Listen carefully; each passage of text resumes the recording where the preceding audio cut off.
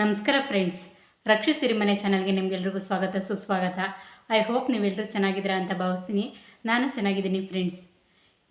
ನಾವು ಇವತ್ತಿನ ವಿಡಿಯೋದಲ್ಲಿ ನಾವು ಮಕ್ಕಳ ಕೈಗೆ ಮೊಬೈಲ್ನ ಕೊಡೋದ್ರಿಂದ ಏನೆಲ್ಲ ಅಡ್ಡ ಪರಿಣಾಮಗಳಾಗುತ್ತೆ, ದೈಹಿಕವಾಗಿ ಮತ್ತು ಮಾನಸಿಕವಾಗಿ ಮಕ್ಕಳು ಹೇಗೆ ಕುಗ್ಗುತ್ತಾರೆ ಅನ್ನೋದ್ರ ಬಗ್ಗೆ ಮತ್ತು ಇದಕ್ಕೆ ಕೆಲವೊಂದು ಸಲಹೆಗಳನ್ನು ಕೂಡ ನಾವು ಈ ವಿಡಿಯೋದಲ್ಲಿ ತಿಳ್ಕೊಳ್ತಾ ಹೋಗೋಣ. ಫ್ರೆಂಡ್ಸ್, ಇನ್ನೂ ಯಾರು ಈ ವಿಡಿಯೋನ ಸ್ಕಿಪ್ ಮಾಡದೆ ಕಂಪ್ಲೀಟಾಗಿ ನೋಡಿ, ಆ ಕಂಪ್ಲೀಟ್ ಇನ್ಫಾರ್ಮೇಷನ್ ಸಿಗುತ್ತೆ. ಮತ್ತು ಇನ್ನೊಂದು ರಿಕ್ವೆಸ್ಟು, ಯಾರೆಲ್ಲ ನನ್ನ ಚಾನಲ್ನ ಸಬ್ಸ್ಕ್ರೈಬ್ ಮಾಡದೆ ನೋಡ್ತಿದ್ದೀರಾ, ಪ್ಲೀಸ್ ಹೊಸದಾಗಿ ನನ್ನ ಚಾನಲ್ನ ನೋಡ್ತಿದ್ರೆ ಪ್ಲೀಸ್ ಚಾನಲ್ನ ಸಬ್ಸ್ಕ್ರೈಬ್ ಮಾಡಿ ನೋಡಿ. ಹಾಗೆ ಪಕ್ಕದಲ್ಲಿ ಕಾಣೋ ಬೆಲ್ ಬಟನ್ನ ಪ್ರೆಸ್ ಮಾಡಿ. ಆಗ ನಾನು ಹೊಸ ವೀಡಿಯೋಸ್ ಹಾಕಿದಾಗ ನಿಮಗೆ ನೋಟಿಫಿಕೇಷನ್ಸ್ ಬರುತ್ತೆ. ನಾನು ಹಾಕೋ ಯಾವ ವಿಡಿಯೋನೂ ಕೂಡ ಮಿಸ್ ಆಗೋಲ್ಲ. ಇನ್ನು ತಡ ಮಾಡೋದು ಬೇಡ ಫ್ರೆಂಡ್ಸ್, ಬನ್ನಿ. ಈ ಮಕ್ಕಳು ಕೈಗೆ ನಾವು ಫೋನ್ ಕೊಡೋದ್ರಿಂದ ಏನೆಲ್ಲ ಅಡ್ಡ ಪರಿಣಾಮಗಳಾಗುತ್ತೆ, ಅದು ಮಕ್ಕಳು ಮನಸ್ಸಿನ ಮೇಲೆ ಯಾವ ಥರ ಪರಿಣಾಮ ಬೀರುತ್ತೆ ಅನ್ನೋದನ್ನೆಲ್ಲ ಒಂದೊಂದಾಗಿ ತಿಳ್ಕೊಳ್ತಾ ಹೋಗೋಣ. ಮತ್ತು ಅದಕ್ಕೆ ಕೆಲವೊಂದು ಸಲಹೆಗಳನ್ನು ಕೂಡ ನಾವು ನೋಡ್ತಾ ಹೋಗೋಣ. ಫ್ರೆಂಡ್ಸ್, ಇತ್ತೀಚಿನ ದಿನಗಳಲ್ಲಿ ಮೊಬೈಲ್ ಅನ್ನೋದು ಹೇಗಾಗಿದೆ ಅಂದರೆ, ಮೊಬೈಲ್ ಇಲ್ಲದೇ ಜೀವನನೇ ಇಲ್ಲ ಅನ್ನೋದಾಗಿದೆ. ಓಕೆ, ಅದರಿಂದ ತುಂಬ ಒಳ್ಳೆಯದು ಇದೆ, ಕೆಟ್ಟದ್ದು ಇದೆ, ಪಾಸಿಟಿವಿಟಿನೂ ಇದೆ, ನೆಗೆಟಿವಿಟಿನೂ ಇದೆ. ದೊಡ್ಡವರು ಮೊಬೈಲ್ನ ಬಳಸೋದು, ಅದು ಒಳ್ಳೆಯದಕ್ಕೆ ಬಳಸೋದ್ರಲ್ಲಿ ಒಂದು ಅರ್ಥ ಇದೆ. ಆದರೆ ಇತ್ತೀಚಿನ ದಿನಗಳಲ್ಲಿ ಹೆಚ್ಚು ತಾಯಿ ತಂದೆಯರು ತುಂಬ ಚಿಕ್ಕ ಪುಟ್ಟಾಣಿ ಮಕ್ಕಳಿಗೂ ಕೂಡ ಮೊಬೈಲ್ನ ಕೊಡ್ತಾರೆ. ಯಾಕಂದರೆ ಆ ಮಕ್ಕಳು ಅಳ್ತಾ ಇರ್ತಾರೆ, ಅವ್ರನ್ನ ಸುಧಾರ್ಸೋಕ್ಕಾಗೋದಿಲ್ಲ. ಮತ್ತು ಊಟ ಮಾಡ್ಸೋಕ್ಕಾಗಲ್ಲ, ಅವ್ರಿಗೆ ಏನಾದರೂ ತೋರಿಸ್ಬಿಟ್ಟು ಊಟ ಮಾಡಿಸ್ಬೇಕಾಗುತ್ತೆ. ಅದಕ್ಕೇನು ಮಾಡ್ತಾರೆ, ಮೊಬೈಲ್ನ ಕೊಡ್ತಾರೆ. ಈ ಥರದಕ್ಕೆಲ್ಲ ಮೊಬೈಲ್ನ ಕೊಟ್ಟು ಮಕ್ಕಳಿಗೆ ಮೊಬೈಲ್ನ ಅಡಿಕ್ಷನ್ ಆಗಿಬಿಡ್ತಾರೆ. ಮಕ್ಕಳು ಮೊಬೈಲಿಗೆ ಅಡಿಕ್ಷನ್ ಆಗಿಬಿಡ್ತಾರೆ. ಮೊಬೈಲ್ನ ಬಿಟ್ಟು ಆಚೆ ಬರೋಕ್ಕೆ ಆಗೋದಿಲ್ಲ. ಹಾಗೆ ಆ್ಯಕ್ಚುಲಿ ಇದನ್ನು ನಾವು ಕ್ರಿಯೇಟ್ ಮಾಡ್ತಿರೋದು ಯಾರು? ತಾಯಿ ತಂದೆ. ನಾವುಗಳು ಮಕ್ಕಳಿಗೆ ಮೊಬೈಲ್ನ ಕೊಟ್ಟು ಮಕ್ಕಳ ಬೆಳವಣಿಗೆಗೆ ಕುಂಠಿತ ಆಗೋದಕ್ಕೆ ಒಂದು ರೀತಿ ನಾವು ಕಾರಣ ಕೂಡ ಆಗಿದ್ದೀವಿ. ಸಾಮಾನ್ಯವಾಗಿ ಏನಾಗುತ್ತೆ ಅಂದರೆ, ನಾನೀಗ ಮಾತಾಡ್ತಿರೋದು ಅತಿ ಚಿಕ್ಕ ವಯಸ್ಸಿನ ಮಕ್ಕಳು. ನಾವು ಈಗ ಮೊಬೈಲ್ನ ಮಕ್ಕಳಿಗೆ ಕೊಡೋದಕ್ಕೆ ಸಾಮಾನ್ಯವಾಗಿ 1 ವರ್ಷದಿಂದನೇ ಸ್ಟಾರ್ಟ್ ಮಾಡ್ತೀವಿ. 1 ವರ್ಷದಿಂದನೇ ಮಕ್ಕಳ ಕೈಗೆ ಮೊಬೈಲ್ ಕೊಟ್ಟು ಕಾರ್ಟೂನ್ ಹಾಕ್ಸೋದು, ಗೊಂಬೆಗಳನ್ನ ಮೊಬೈಲಲ್ಲಿ ತೋರಿಸೋದು, ಈ ಥರ ಎಲ್ಲ ಅತಿ ಚಿಕ್ಕ ಮಕ್ಕಳಿಗೆ ಮೊಬೈಲಲ್ಲಿ ನಾವು ಆಟಗಳನ್ನ ಆಡಲಿಕ್ಕೆ ಕೊಡ್ತೀವಿ ಅಲ್ವಾ. ಇದರಿಂದಾಗಿ ಮಕ್ಕಳ ಮಾನಸಿಕ ಬೆಳವಣಿಗೆ ಮತ್ತು ದೈಹಿಕ ಬೆಳವಣಿಗೆ ಮೇಲೆ ಸಾಕಷ್ಟು ಪರಿಣಾಮ ಬೀರುತ್ತೆ. ಎಚ್ಚರ ಪ್ಯಾರೆಂಟ್ಸ್, ಈ ವಿಡಿಯೋನ ನೀವು ನೋಡ್ತಿದ್ರೆ ಇವತ್ತಿಂದನೇ ನೀವು ಮೊಬೈಲ್ನ ಮಕ್ಕಳಿಗೆ ಕೊಡೋದನ್ನು ದಯವಿಟ್ಟು ನೀವು ಅವಾಯ್ಡ್ ಮಾಡಿ. ಇದರಿಂದಾಗಿ ನಿಮ್ಮ ಮಕ್ಕಳು ಮಾನಸಿಕ ಬೆಳವಣಿಗೆ ಮತ್ತು ದೈಹಿಕ ಬೆಳವಣಿಗೆ ತುಂಬ ಚೆನ್ನಾಗಿ ಇಂಪ್ರೂವ್ ಆಗುತ್ತೆ. ಸಾಮಾನ್ಯವಾಗಿ ಏನಾಗುತ್ತೆ ಅಂದರೆ, ಮಕ್ಕಳಿಗೆ 2 ರಿಂದ 3 ವಯಸ್ಸಿನ ಒಳಗಡೆ ಮಕ್ಕಳಲ್ಲಿ ಮೆದುಳು ತುಂಬ ಫಾಸ್ಟಾಗಿ ಗ್ರೋ ಆಗ್ತಾ ಇರುತ್ತೆ. 80 to 90% ಮಕ್ಕಳು ಮೆದುಳು ಗ್ರೋ ಆಗೋದೇ ಈ ಏಜ್ನಲ್ಲಿ, 2 ರಿಂದ 3 ವರ್ಷದೊಳಗಡೆ. ಅಂಥ ಸಮಯದಲ್ಲಿ ಮಕ್ಕಳು ಏನು ಮಾಡಬೇಕು? ಅಜ್ಜಿ ತಾತನ ಜೊತೆ ಬೆರೀಬೇಕು, ಮತ್ತು ಮಕ್ಕಳು ಬೇರೆಯವ್ರ ಜೊತೆ ಮಾತಾಡಬೇಕು, ಬೇರೆಯವ್ರು ಮಾತಾಡೋದನ್ನು ಕೇಳಬೇಕು, ಅವರು ಅದಕ್ಕೆ ಉತ್ತರ ಕೊಡಬೇಕು. ಮತ್ತು ಸಮಾಜದಲ್ಲಿ ಆಗ್ತಾ ಇರೋದನ್ನ ನೋಡಬೇಕು. ಮತ್ತು ಅವರು ಕೆಲವೊಂದು ಆಟಿಕೆಗಳು, ಗೊಂಬೆಗಳಾಗ್ಬೋದು, ಇನ್ನು ಆಟ ಆಡೋ ಸಾಮಾನುಗಳಾಗ್ಬೋದು, ಅದನ್ನು ನೋಡಬೇಕು. ಅವರು ಅದನ್ನು ಮುಟ್ಟಿ ಫೀಲ್ ಮಾಡಬೇಕು, ಅದ್ರ ಜೊತೆ ಆಟ ಆಡಬೇಕು. ಆವಾಗ ಏನಾಗುತ್ತೆ ಅಂದರೆ, ಅವ್ರದ್ದು ಬುದ್ಧಿಯ ಕ್ರಿಯಾಶೀಲತೆ ಹೆಚ್ಚು ಆಕ್ಟಿವ್ ಆಗುತ್ತೆ. ಅವ್ರ ಮೈಂಡು ಶಾರ್ಪಾಗಿ ವರ್ಕ್ ಮಾಡೋಕ್ಕೆ ಸ್ಟಾರ್ಟ್ ಮಾಡುತ್ತೆ. ಇಲ್ಲಿ ನಾವು ಮಾಡೋ ಮಿಸ್ಟೇಕ್ ಏನು ಅಂದರೆ, ನಾವು ಪ್ಯಾರೆಂಟ್ಸ್ ಫ್ರೀ ಆಗಲಿಕ್ಕೆ ನಾವೊಂದು ಮೊಬೈಲ್ ಇಟ್ಕೊಳ್ಳೋದು, ಮಕ್ಳ ಕೈಗೆ ಒಂದು ಮೊಬೈಲ್ ಕೊಟ್ಟು ಒಂದು ಗೊಂಬೆನೋ ಒಂದೇನೋ ಗೇಮ್ ಹಾಕ್ಕೊಟ್ಬಿಟ್ಟು ಮಕ್ಳ ಕೈಗೆ ಮೊಬೈಲ್ ಕೊಟ್ಟು ಕೂರಿಸ್ಬಿಡೋದು. ಇದರಿಂದ ಏನಾಗುತ್ತೆ ಅಂದರೆ, ಮಕ್ಕಳು ಮಾನಸಿಕವಾಗಿ ಖಿನ್ನತೆಗೆ ಒಳಗಾಗ್ತಾ ಹೋಗ್ತಾರೆ ಫ್ರೆಂಡ್ಸ್. ಅವ್ರಿಗೆ ಈಗ 1 ರಿಂದ 3 ವರ್ಷದ ಮಕ್ಕಳಲ್ಲಿ ಅವರು ಅವಾಗ ತಾನೇ ಪ್ರಪಂಚನ ನೋಡ್ತಿರ್ತಾರೆ. ಅವರು ತುಂಬ ಕಲಿಯೋದಿರುತ್ತೆ, ಮತ್ತು ಮಾತಾಡೋದನ್ನ ಕಲಿಬೇಕಾಗಿರುತ್ತೆ. ಮಾತಾಡೋದನ್ನ ಹೇಗೆ ಕಲಿತಾರೆ? ಅವರು ಮಾತಾಡಬೇಕು, ಮತ್ತು ಆಪೋಸಿಟಿಂದನೂ ಮಾತಾಡಿದಾಗ ಅವ್ರಿಗೂ ರಿಯಾಕ್ಟ್ ಮಾಡ್ತಾರೆ. ನೋಡೋದು, ಕೇಳೋದು, ಕಲಿಯೋದು, ಈ ಥರ ಮಾಡಿದಾಗ ಅವ್ರು ಬೇಗ ಮಾತನ್ನು ಕಲಿತಾರೆ. ಇಲ್ಲಿ ನಾವು ಮಕ್ಕಳಿಗೆ ಫೋನ್ನ ಕೊಟ್ಟು ಕೂರಿಸೋದ್ರಿಂದ ಏನಾಗುತ್ತೆ ಅಂದರೆ, ಅವ್ರು ಕೇವಲ ಫೋನ್ನ ನೋಡ್ತಾ ಇರ್ತಾರೆ. ಮತ್ತು ಅವ್ರಿಗೆ ಬೇರೆ ಯಾವ ಪ್ರಪಂಚನೂ ಗೊತ್ತಾಗಲ್ಲ. ಏನೂ ಗೊತ್ತಾಗಲ್ಲ. ಆ ಫೋನಲ್ಲಿ ಆ ಗೇಮು ಓಡ್ತಿರೋದು, ಆ ಡಾಲ್ ಹೋಗ್ತಿರೋದು, ಆ ಗೊಂಬೆಗಳನ್ನ ನೋಡ್ತಿರೋದು, ಅವ್ರ ಮೈಂಡ್ ಓನ್ಲಿ ಅದ್ರ ಕಡೆನೇ ಕಾನ್ಸಂಟ್ರೇಷನ್ ಇರುತ್ತೆ. ಬೇರೆ ಇನ್ಯಾವುದ್ರ ಕಡೆನೂ ಅವ್ರಿಗಿನ್ನೇನು ಆಕ್ಟಿವಿಟೀಸೇ ಇರೋದಿಲ್ವಲ್ಲ. ಹಾಗಾಗಿ ಮೊದಲನೇದಾಗಿ ಈ ರೀತಿ ಮಕ್ಕಳ ಹೆಚ್ಚು ಮೊಬೈಲ್ ನೋಡೋದ್ರಿಂದ ಅವರು ಮಾತಾಡೋದು ತುಂಬ ನಿಧಾನ ಆಗುತ್ತೆ. ಅವರು ಮಾತಾಡೋ ಮಾತಿನ ಶಕ್ತಿ ಅಂದರೆ ಅವ್ರ ಮಾತು ಕಲಿಕೆ ಅಂತ ಏನು ಹೇಳ್ತೀವಿ ಅದು ತುಂಬ ನಿಧಾನವಾಗಿ ಮಾತಾಡ್ತಾರೆ. ಸಾಮಾನ್ಯವಾಗಿ ನಾವು ಹೇಳ್ತೀವಲ್ವ, ಕೆಲವು ಮಕ್ಕಳು ಅಯ್ಯೋ ನಮ್ಮ ಮಕ್ಕಳು 3 ವರ್ಷ ಆಯ್ತಪ್ಪ 4 ವರ್ಷ ಆಯ್ತು ಇನ್ನೂ ಮಾತಾಡಲ್ಲ ಸರಿಯಾಗಿ. ಕಾರಣ ಇಲ್ಲಿದೆ, ನಮ್ಮಲ್ಲೇ ಇದೆ ಕಾರಣ. ಗೊತ್ತಿದೆ ನಮಗೆ, ಊಟ ಮಾಡ್ತಾಯಿಲ್ಲ ನೋಡು, ಅಳ್ತಾ ಇಲ್ಲ ತಗೋ ಫೋನ್ ನೋಡು, ಈ ಥರ ಎಲ್ಲ ಮಾಡಿ ಏನಾಗುತ್ತೆ, ಮಕ್ಕಳಿಗೆ ಆ್ಯಕ್ಟಿವಿಟಿನೇ ಇಲ್ಲದೆ, ಫಿಸಿಕಲ್ ಆ್ಯಕ್ಟಿವಿಟಿನೇ ಇಲ್ಲದೆ, ಒಂದು ಪರಿಸರ ಜೊತೆ ಹೊಂದ್ಕೊಳ್ಳೋ ಭಾವನೆನೇ ಇಲ್ಲದೆ ಅವರು ಒಂಥರ ಮೌನಿಗಳಾಗಿ ಹೋಗ್ತಾರೆ. ಅವ್ರಿಗೆ ಫೋನ್ ಇಲ್ಲದೆ ಏನೂ ಮಾಡೋಕ್ಕಾಗಲ್ಲ, ಅವು ಆ್ಯಕ್ಟಿವೇ ಆಗಲ್ಲ ಮಕ್ಕಳು ಫೋನ್ ಇಲ್ಲದೆ.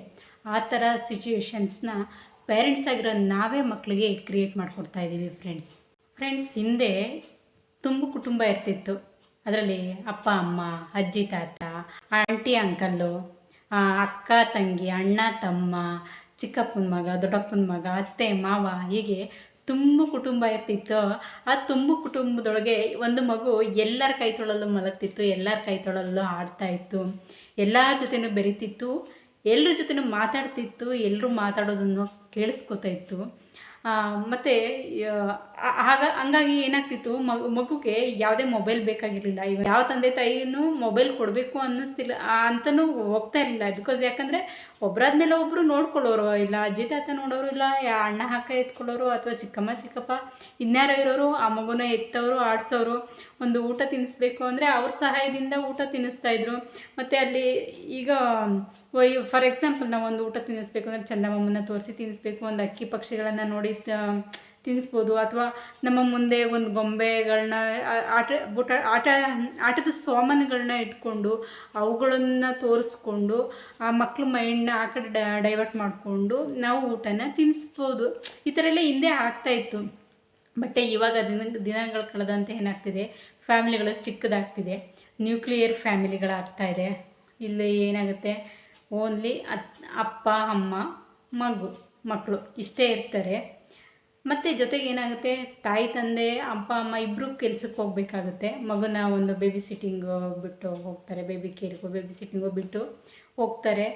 ಮತ್ತು ಅಲ್ಲ ಆಬ್ವಿಯಸ್ಲಿ ಇವಾಗಿನ ಕಾಲಕ್ಕೆ ದುಡಿಲೇಬೇಕಾಗುತ್ತೆ, ಅದು ಅನಿವಾರ್ಯ ಕೂಡ ಹಾಕ್ಬಿಟ್ಟು ಹೋಗ್ತಾರೆ. ಈಗ ಮನೆಗೆ ಬಂದ ತಕ್ಷಣ ಏನಾಗುತ್ತೆ, ಮಗುನ ಕರ್ಕೊಂಬಂದು ಮತ್ತು ಅವ್ರ ಮನೆ ಕೆಲಸ ಮಾಡಬೇಕಾಗುತ್ತೆ, ಮಗುನ ನೋಡ್ಕೋಬೇಕಾಗುತ್ತೆ. ಸೊ ಮಗು ಅಳೋದು ಅಥವಾ ಅಮ್ಮ ಅಪ್ಪನ ಜೊತೆ ಬರೋದು ಇದನ್ನೆಲ್ಲ ಅವಾಯ್ಡ್ ಮಾಡೋಕ್ಕೆ ಏನು ಮಾಡ್ತಾರೆ, ಮಗು ಕೈಲಿ ಮೊಬೈಲ್ನ ಆನ್ ಮಾಡಿ ಕೊಟ್ಬಿಟ್ಟು ಅವ್ರ ಕೆಲಸನ ಶುರು ಮಾಡ್ತಾರೆ. ಇಲ್ಲಿಂದನೇ ಸ್ಟಾರ್ಟ್ ಆಗುತ್ತೆ ಮಕ್ಕಳ ಬೆಳವಣಿಗೆ, ಮಾನಸಿಕ ಬೆಳವಣಿಗೆ, ದೈಹಿಕ ಬೆಳವಣಿಗೆ ಎರಡೂ ಕೂಡ ಕುಂಠಿತ ಆಗ್ತಾ ಹೋಗ್ತವೆ. ಆದಷ್ಟು ನಾವು ತುಂಬ ಕುಟುಂಬದಲ್ಲಿದ್ದರೆ, ಅತ್ತೆ ಮಾವ ಜೊತೆ ಅಪ್ಪ ಅಮ್ಮ ಜೊತೆ ಇದ್ದರೆ ಎಲ್ಲರಿಗೂ ಒಳ್ಳೆಯದು ಫ್ರೆಂಡ್ಸ್. ಮಕ್ಕಳು ಕೂಡ ತುಂಬ ಖುಷಿಯಾಗಿರ್ತಾರೆ. ಅವ್ರ ಬೆಳವಣಿಗೆಯಲ್ಲೂ ಕೂಡ ತುಂಬ ಚೆನ್ನಾಗಿ ಡೆವಲಪ್ಮೆಂಟ್ ಆಗುತ್ತೆ. ಬಟ್ ಅನಿವಾರ್ಯ ಕಾರಣಗಳಿಂದ ಈಗ ಆ ರೀತಿ ಇರಲ್ಲ, ಓಕೆ. ಬಟ್ ನಾವೀಗ ಮಾಡೋ ಮಿಸ್ಟೇಕ್ಸ್ನ ನಾವು ಓಕೆ ಅದು ಎಷ್ಟಾಗುತ್ತೆ ಅಷ್ಟು ಕಡಿಮೆ ಮಾಡಬೇಕಾಗುತ್ತೆ ನಾವು ಮೊಬೈಲ್ನ ಕೊಡೋದು ಮಕ್ಕಳಿಗೆ. ಮತ್ತು ನಾವು ಒಂದಷ್ಟು ಟೈಮ್ನ ಮಕ್ಕಳ ಜೊತೆ ಸ್ಪೆಂಡ್ ಮಾಡಬೇಕು ಫ್ರೆಂಡ್ಸ್. ನಾವು ನಮ್ಮ ಕೆಲಸದ ಒತ್ತಡ ಇದ್ದರೂ ಕೂಡ ಅದನ್ನು ಬಿಟ್ಟು ಅದನ್ನು ಸೈಡಿಗಿಟ್ಟು ನಾವು ಮಕ್ಕಳ ಜೊತೆ ಒಂದಷ್ಟು ಟೈಮ್ನ ಸ್ಪೆಂಡ್ ಮಾಡಿದ್ರೆ ಮಕ್ಕಳು ತುಂಬ ಖುಷಿಯಾಗಿರ್ತಾರೆ. ಒಂದು ಅಟ್ಯಾಚ್ಮೆಂಟ್ ಅನ್ನೋದು ಜಾಸ್ತಿ ಆಗ್ತಾ ಹೋಗುತ್ತೆ ಫ್ರೆಂಡ್ಸ್. ಇನ್ನು ನಾವು ಮಕ್ಕಳು ಹೆಚ್ಚು ಮೊಬೈಲ್ನ ನೋಡೋದ್ರಿಂದ ಆಗುವಂಥ ದೈಹಿಕ ಮತ್ತು ಮಾನಸಿಕ ಸಮಸ್ಯೆಗಳು ಏನೇನು ಅನ್ನೋದನ್ನು ಒಂದೊಂದಾಗಿ ನೋಡ್ತಾ ಹೋಗೋಣ ಫ್ರೆಂಡ್ಸ್. ಮೊದಲನೇದಾಗಿ ನಾವು ಮಕ್ಕಳ ಕೈಗೆ ಹೆಚ್ಚು ಮೊಬೈಲ್ ಕೊಡೋದ್ರಿಂದ, ಮಕ್ಕಳು ಮೊಬೈಲ್ನ ಕೈಯಲ್ಲಿ ಹಿಡಿಯೋದ್ರಿಂದ ಏನಾಗುತ್ತೆ ಅಂದರೆ, ಅವು ಚಿಕ್ಕ ಮಕ್ಕಳಿರ್ತವೆ, ಅವ್ರ ನರ್ವ್ಸ್ ಎಲ್ಲ ವೀಕ್ ಇರುತ್ತೆ. ಮಕ್ಕಳು ಹೆಚ್ಚು ಮೊಬೈಲ್ನ ಹಿಡಿಯೋದ್ರಿಂದ ತುಂಬ ಟೈಮು ಮಕ್ಕಳ ಕೈ ಸ್ವಾಧೀನ ಕಳ್ಕೊತಾರೆ. ಮಕ್ಕಳು ತುಂಬ ಬೆರಳು ನೋವು ಬರೋದು, ನರ್ವ್ಸ್ ನೋವು ಬರೋದು, ಕೈ ನೋವು ಬರೋದು, ಈ ಥರ ಎಲ್ಲ ಪ್ರಾಬ್ಲಮ್ಸ್ ಆಗುತ್ತೆ. ಮತ್ತು ಕಾಲಕ್ರಮೇಣ ಆ ಕೈಗಳು ಈ ಥರ ನಡುಗೋ ಪ್ರಾಬ್ಲಮ್ ಕೂಡ ಸ್ಟಾರ್ಟ್ ಆಗುತ್ತೆ ಅನ್ನೋದು ವೈದ್ಯರ ಹೇಳಿಕೆ. ವೈದ್ಯರು ಸಲಹೆ ಮಾಡ್ತಾರೆ, ಸಜೆಸ್ಟ್ ಮಾಡ್ತಾರೆ, ದಯವಿಟ್ಟು ಮಕ್ಕಳ ಕೈಗೆ ಮೊಬೈಲ್ನ ಕೊಡಬೇಡಿ ಅಂತ. ಇದೊಂದು ಮೇಜರ್ ಪ್ರಾಬ್ಲಮ್ ಆಗ್ತಾಯಿದೆ ಇತ್ತೀಚಿನ ದಿನಗಳಲ್ಲಿ. ಮಕ್ಕಳಿಗೆ ಕೈಯಿನ ಸ್ವಾಧೀನನ ಕಳ್ಕೊಳ್ತಾ ಇದ್ದಾರೆ ಹೆಚ್ಚು ಮೊಬೈಲ್ನ ಯೂಸ್ ಮಾಡ್ತಿರೋದ್ರಿಂದ. ಇನ್ನು ಎರಡನೇ ಅಡ್ಡ ಪರಿಣಾಮ ಏನು ಅಂತ ಹೇಳಿದ್ರೆ ಕಣ್ಣಿಗೆ. ಇದಂತೂ ಎಲ್ರಿಗೂ ಗೊತ್ತೇ ಇದೆ. ನಾವು ಹೆಚ್ಚು ಫೋನ್ ನೋಡಿದ್ರೆ ಇವನ್ ದೊಡ್ಡವ್ರಿಗೂ ಆಗ್ಬೋದು, ಅದು ತುಂಬ ಕೆಟ್ಟ ಪರಿಣಾಮ ಬೀರುತ್ತೆ. ಇನ್ನು ಮಕ್ಕಳಿಗೆ ಕೇಳಬೇಕಾ ಫ್ರೆಂಡ್ಸ್, ಮಕ್ಕಳು ಹೆಚ್ಚು ಮೊಬೈಲ್ನ ನೋಡೋದ್ರಿಂದ ಅದರ ಬ್ಲೂ ಲೈಟ್ ಏನಿದೆ ಅದು ಕಣ್ಣಿಗೆ ಬೀಳೋದ್ರಿಂದ ಮಕ್ಕಳಿಗೆ ಕಣ್ಣಿನ ಮೇಲೆ ಸಾಕಷ್ಟು ಅಡ್ಡ ಪರಿಣಾಮ ಬೀರುತ್ತೆ. ಅದು ಕಣ್ಣಿನ ಆರೋಗ್ಯನ ಹಾಳು ಮಾಡುತ್ತೆ. ಅದರಿಂದ ಎಷ್ಟಾಗುತ್ತೆ ನಾವು ಅಷ್ಟು ಮೊಬೈಲ್ ಎಷ್ಟಾಗುತ್ತೆ ಅಲ್ಲ ಫ್ರೆಂಡ್ಸ್, ಮಕ್ಕಳಿಗೆ ಮೊಬೈಲ್ ಕೊಡೋದನ್ನು ನಾವು ಕಂಪ್ಲೀಟಾಗಿ ಅವಾಯ್ಡ್ ಮಾಡಲೇಬೇಕಾಗುತ್ತೆ. ಅತಿ ಚಿಕ್ಕ ಮಕ್ಕಳಿಗೆ ಮೊಬೈಲ್ ಕೊಡೋದ್ರಿಂದ ಆಗುವಂಥ ಮುಂದಿನ ಸಮಸ್ಯೆ ಏನು ಅಂತ ನೋಡೋದಾದರೆ, ಮಕ್ಕಳು ಭಾಷೆಯ ಮೇಲೆ ಪರಿಣಾಮ ಬೀರುತ್ತೆ. ಮಕ್ಕಳು ಕಲಿಯೋದು, ಮಾತಾಡೋದು ತುಂಬ ನಿಧಾನ ಆಗುತ್ತೆ. ಮಕ್ಕಳು ಹೇಗೆ ಮಾತಾಡೋದನ್ನ ಕಲಿತಾರೆ? ಸಮಾಜದಿಂದ ಮತ್ತು ಕುಟುಂಬದಿಂದ.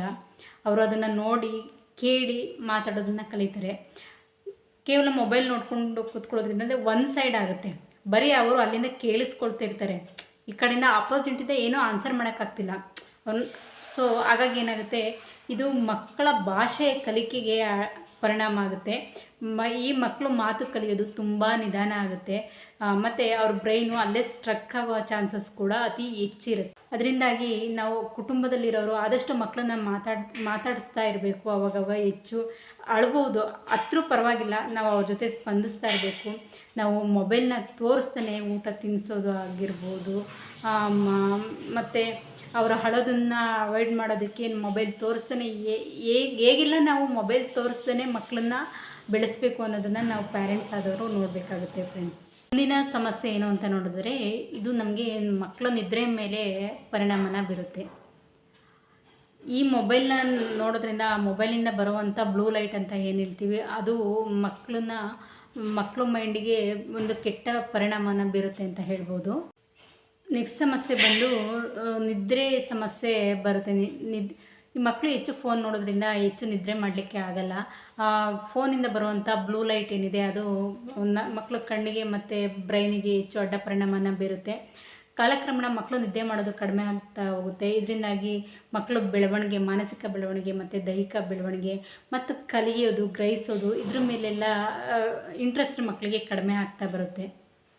ಮತ್ತು ಫ್ರೆಂಡ್ಸ್, ಈ ನೆಕ್ಸ್ಟ್ ಸಮಸ್ಯೆ ಏನು ಅಂತ ನೋಡಿದ್ರೆ, ಅವರು ಮೆಂಟಲಿ ವೀಕ್ ಆಗೋದು. ಯಾವಾಗಲೂ ಮಕ್ಕಳು ಕಿರಿಕಿರಿ ಮಾಡ್ಕೊಳ್ಳೋದು, ಅಳೋದು, ಕೈಯಲ್ಲಿ ಫೋನ್ ಇಲ್ಲ ಅಂದರೆ ಸಾಕು ಕಿರಿಕಿರಿ ಮಾಡೋದು, ಅಳೋದು, ಕೋಪ ಬರೋದು. ಆ ಮಕ್ಕಳಲ್ಲಿ ನಗು ಅನ್ನೋದೇ ಇರಲ್ಲ. ಯಾವಾಗಲೂ ಏನೋ ಒಂಥರ ಆತರ ಕಾತರ, ಫೋನ್ ಕಿತ್ಕೊಬಿಟ್ರು ಅಂದರೆ ನನ್ನ ಕೈಯಲ್ಲಿ ಫೋನ್ ಇಲ್ಲ, ಇವ್ರು ನನ್ನ ಕೈಗೆ ಕೊಡೋದೇ ಇಲ್ವೇನೋ ಅಂತ ಕೋಪ, ಯಾರು ನೋಡಿದ್ರು ಕೋಪ ಮಾಡ್ಕೊಳ್ಳೋದು, ಯಾರ ಜೊತೆನೂ ಪ್ರೀತಿಯಿಂದ ನೆಟ್ಕೊಳ್ದೇ ಇರೋ ಅಂಥದ್ದು, ಯಾವಾಗಲೂ ಅಳ್ತಾ ಇರೋದು. ಮತ್ತು ಹಸಿವೆ ಆಗಲ್ಲ ಆ ಮಕ್ಕಳಿಗೆ, ತಿನ್ನಬೇಕು, ಆಟ ಆಡಬೇಕು, ಅಲ್ಲೇ ಅಜ್ಜಿ ತಾತ ಜೊತೆ ಆಟ ಆಡಬೇಕು ಅಥವಾ ಮಕ್ಕಳ ಜೊತೆ ಬೆರೀಬೇಕು, ಈ ಥರ ಎಲ್ಲ ಮಕ್ಳಿಗೆ ಫೀಲಿಂಗ್ಸೇ ಬರಲ್ಲ. ಅವ್ರು ಯಾವಾಗಲೂ ಒಂಥರ ಚಿಂತೆಗೆ ಅಥವಾ ಮೊಬೈಲ್ ನನ್ನ ಕೈಗೆ ಯಾವಾಗ ಸಿಗುತ್ತೆ, ನಾನು ಯಾವಾಗ ಗೇಮ್ಸ್ ನೋಡ್ತೀನಿ, ಗೊಂಬೆಗಳು ನೋಡ್ತೀನಿ, ಅದೇ ಕಡೆನೇ ಅವ್ರು ಚಿಂತೆ ಮಾಡ್ತಾ ಇರ್ತಾರೋ ವಿನಃ ಇನ್ಯಾವುದೇ ಆ್ಯಕ್ಟಿವಿಟಿ ಕಡೆ ಅವ್ರ ಮಕ್ಕಳಿಗೆ ಗಮನ ಬರೋದೇ ಇಲ್ಲ. ಕಾಲಕ್ರಮೇಣ ಅವ್ರು ಹೆಚ್ಚು ಫೋನ್ ಯೂಸ್ ಮಾಡ್ತಾ ಇರೋದ್ರಿಂದ ಏನಾಗ್ತಾರೆ ಅಂದರೆ, ಅವ್ರ ಮೆದುಳಿನ ಬೆಳವಣಿಗೆಯೂ ಕೂಡ ಕುಂಠಿತ ಆಗುತ್ತೆ. ಮತ್ತು ಅವರು ಪರಿಸರದಿಂದನೂ ದೂರ ಆಗ್ತಾ ಹೋಗ್ತಾರೆ.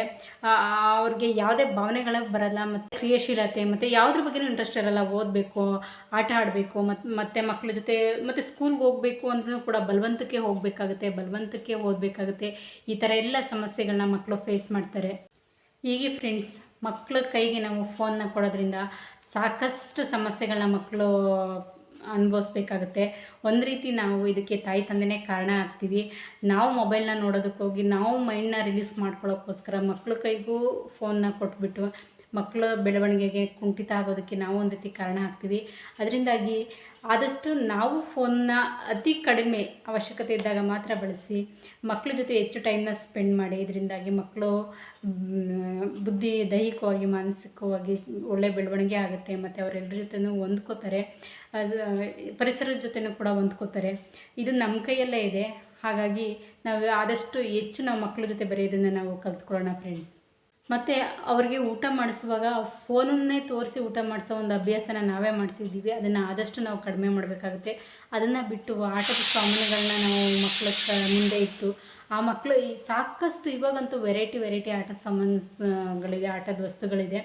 ಆ ಆಟದ ವಸ್ತುಗಳನ್ನ ತೋರಿಸಿ, ಮತ್ತು ಇನ್ನೊಂದು ಪುಸ್ತಕದಲ್ಲಿ ಒಂದು ಗೊಂಬೆಗಳನ್ನ ತೋರಿಸಿ, ಇನ್ನು ಈ ಥರದ್ದೆಲ್ಲನೂ ಅಭ್ಯಾಸ ಮಾಡಿಸಿ ನಾವು ಮಕ್ಕಳಿಗೆ ಊಟ ಮಾಡೋದನ್ನು ರೂಢಿ ಮಾಡ್ತಾ ಹೋಗಬೇಕು. ಮತ್ತು ಹೆಚ್ಚು ಮಾತಾಡ್ತಾ ಹೋಗಬೇಕು, ಹೆಚ್ಚು ನಗಿಸ್ತಾ ಹೋಗಬೇಕು. ಇದರಿಂದಾಗಿ ಅವ್ರ ಮೈಂಡ್ ಹೆಚ್ಚು ಕ್ರಿಯಾಶೀಲವಾಗಿ ವರ್ಕ್ ಮಾಡುತ್ತೆ. ನೋಡಿದ್ರಲ್ಲ ಫ್ರೆಂಡ್ಸ್, ಇದಿಷ್ಟು ನಾವು ಮಕ್ಕಳ ಕೈಗೆ ಮೊಬೈಲ್ನ ಕೊಡೋದ್ರಿಂದ ಆಗುವಂಥ ಅಡ್ಡ ಪರಿಣಾಮಗಳು, ಮಕ್ಕಳು ಹೇಗೆ ಖಿನ್ನತೆಗೊಳಗಾಗ್ತಾರೆ ಅನ್ನೋದನ್ನು ತಿಳಿಸ್ಕೊಟ್ಟಿದ್ದೀನಿ. ಈ ವಿಡಿಯೋ ಇಷ್ಟ ಆಗಿರುತ್ತೆ ಮತ್ತು ಯೂಸ್ಫುಲ್ ಆಗಿರುತ್ತೆ ಅಂತ ನಾನು ಅಂದ್ಕೊಳ್ತೀನಿ. ನಿಮಗೆ ಈ ವಿಡಿಯೋ ಇಷ್ಟ ಮತ್ತು ಯೂಸ್ಫುಲ್ ಅನಿಸಿದ್ರೆ ವಿಡಿಯೋನ ಲೈಕ್ ಮಾಡೋದನ್ನ ಮರಿಬೇಡಿ ಮತ್ತು ನಿಮ್ಮ ಫ್ಯಾಮಿಲಿ ಫ್ರೆಂಡ್ಸ್ಗೂ ಶೇರ್ ಮಾಡಿ. ಹಾಗೆ ಇನ್ನೂ ನನ್ನ ಚಾನಲ್ನ ಸಬ್ಸ್ಕ್ರೈಬ್ ಮಾಡದೆ ನೋಡ್ತಿದ್ರೆ ಪ್ಲೀಸ್ ಚಾನಲ್ನ ಸಬ್ಸ್ಕ್ರೈಬ್ ಮಾಡಿ ನೋಡಿ, ಪಕ್ಕದಲ್ಲಿ ಕಾಣೋ ಬೆಲ್ ಬಟನ್ನ ಪ್ರೆಸ್ ಮಾಡಿ.